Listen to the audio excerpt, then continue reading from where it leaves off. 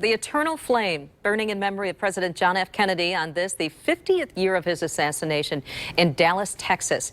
We have been bringing you information on how the nation is remembering the fallen president all hour. Let me turn it over right now to Brian Sterling with more.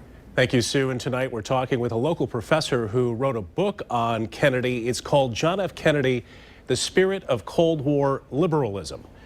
Professor Jason Duncan from Aquinas College in studio to talk about this tonight.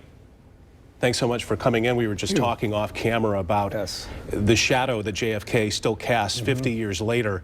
But there's JFK the myth.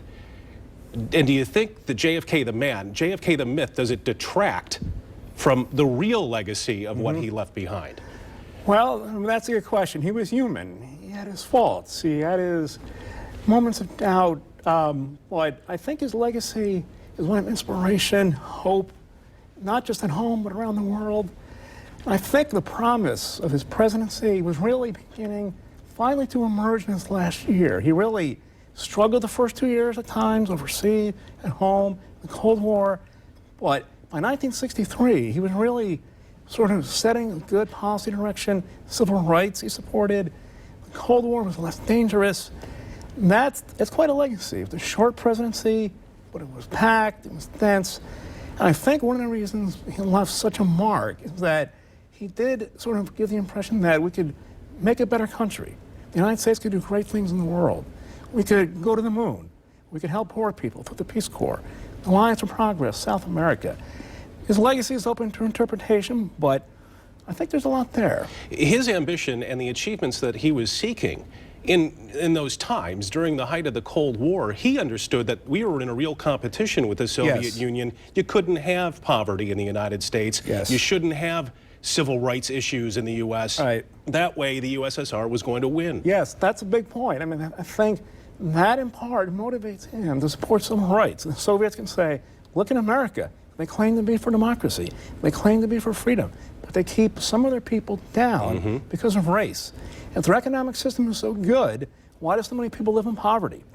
So Kennedy got that. And I think, so the Cold War foreign policy was really connected to his domestic policy as well. There's been such a big argument about what we would have done in Vietnam had JFK lived, served a second term. Do you buy into the argument that he would have abandoned activities in Southeast Asia? Because his public statements leading up to the assassination showed him as somewhat of a hawk on that. Well, one week he would appear to be a hawk, the next week he was more dovish.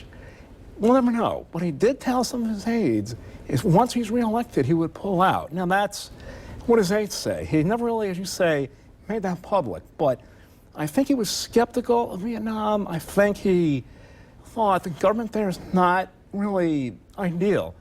That's one part of the legacy that's very ambiguous. 3 weeks before his death, there was a coup in South Vietnam, which he signed off on, leading to the death of the president of that country. So Vietnam is a puzzling, sort of unsatisfactory aspect of his legacy. Had he lived, who knows? But I would like to think that his best judgment would have said, this isn't working, and he didn't like to lose. And I would hope he would have found a better way. We'll never know. Doesn't it strike you, too, 50 years looking back at all the footage at that time, he was such a modern president, even for that time, but he would still be a modern president today. Well, I think he would. I mean, he did. He was photogenic. He liked his wealth. He liked his vacations. He liked to use television.